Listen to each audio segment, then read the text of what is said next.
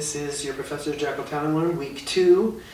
This week we're going to be covering chapters 3 and 4, methodology and linguistics. We're going to do our recap of the main points from week 1.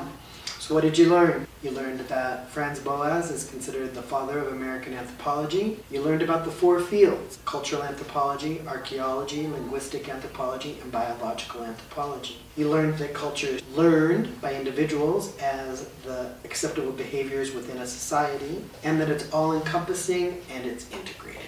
You learned about cultural relativism that helps us understand other cultures from that culture's viewpoint and not just our own bias. You learned that ethnocentrism keeps us locked in our own beliefs that our own way of doing things is the correct way of doing things and is better than somebody else's culture or way of doing things. You learned that all human groups have culture, and that animals, although they also live in societies, do not have culture, and culture is unique to human beings. Names to know: Bronislaw Malinowski, who is the founder of modern-day ethnography. He focuses on salvage ethnography in order to preserve the history of peoples that he considered to be threatened by westernization. Another name to know, although there's no good videos that I found for him, but you have an extra reading from him, is Ronaldo Rosado. He was an anthropologist who lost his wife while conducting field research. The extra reading is really short, but extremely powerful. He is an example of the interpretive anthropology that describes what is important to the population that we're studying, not just to us, but to the population. And Rosado admits that he couldn't relate to what was important to that community until he experienced the grief of his wife dying. Ruth Beyer wrote a book called The Vulnerable Observer, and it's an example of reflective ethnographies.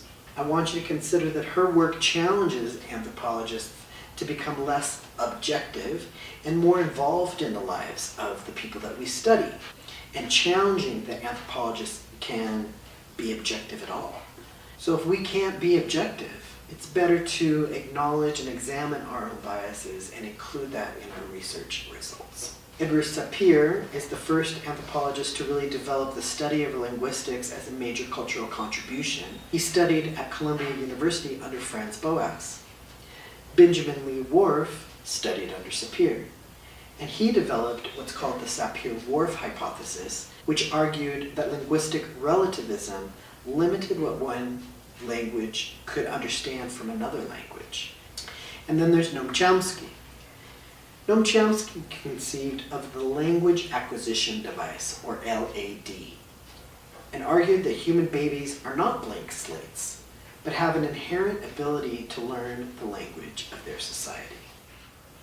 So chapter 3 is called Doing Anthropology. Let's compare anthropology to sociology. Although both anthropology and sociology are interested in social relationships, organization, and behaviors of human societies, traditionally they differ in 2 ways. 1, anthropologists traditionally studied small, contained populations, while sociologists studied larger scale populations such as nations, cities, and even states. Anthropologists can study subcultures within a given society, such as punk rockers, for example. The other major way that anthropology differs from sociology is the methodology.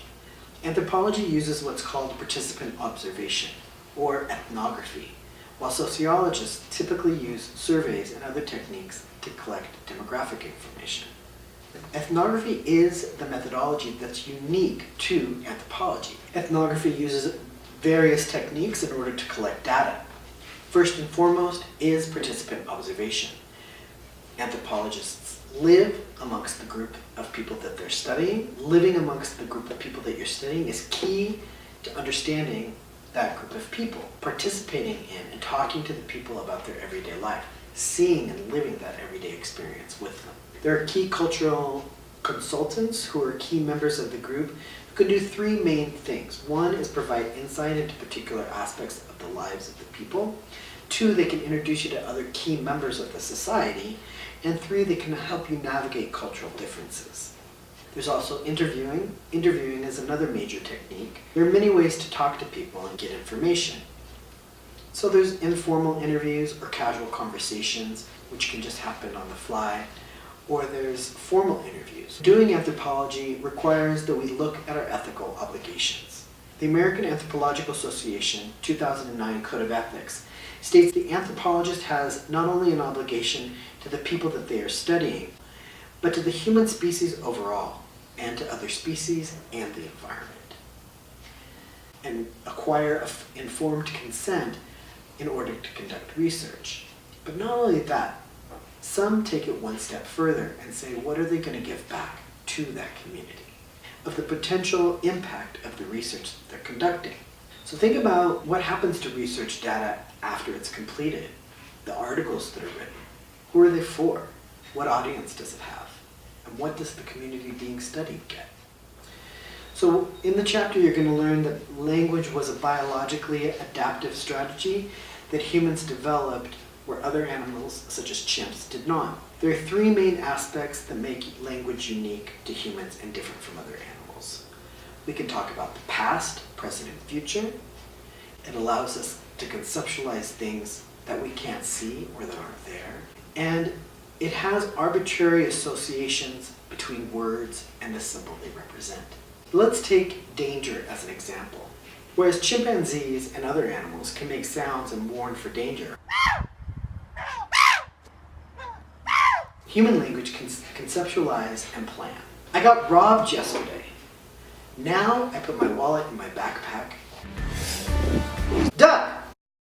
And did you hear about that hurricane? I'm buying wood to board up my windows tomorrow. I just talked about something that happened in the past and warned you about something that was going to happen in the moment, and then asked about something that may happen in the future. I told you about my wallet and backpack that might not be visible to you, and a ball that you didn't see coming, hurricane that hasn't happened yet, and windows and boards that are not in the same place as this conversation. And so what about words like backpack and window?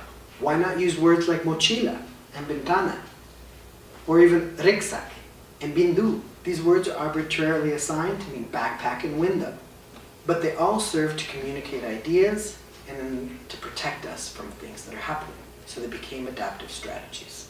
So what does sociolinguistics study?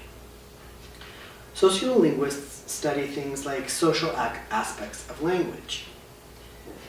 There's considered to be high and low forms of the variant of languages.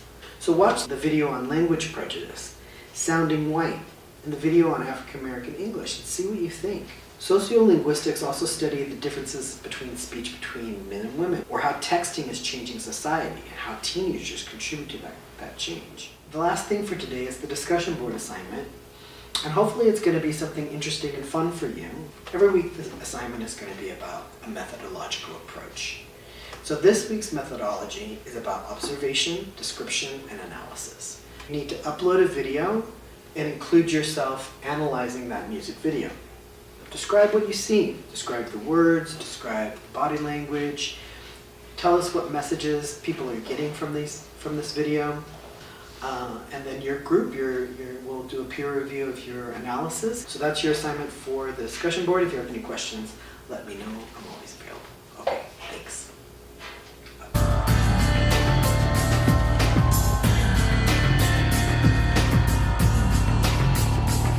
I would say about the things that put me through, the pain I've been subjected to. The Lord himself would blush. The countless feasts laid at my feet, forbidden fruits for me to eat. But I think your pulse would start to rush. Now I'm not looking for absolution, forgiveness for the things I do.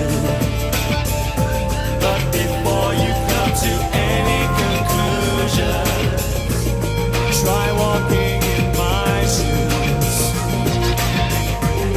Try walking in my shoes. You stumble in my footsteps.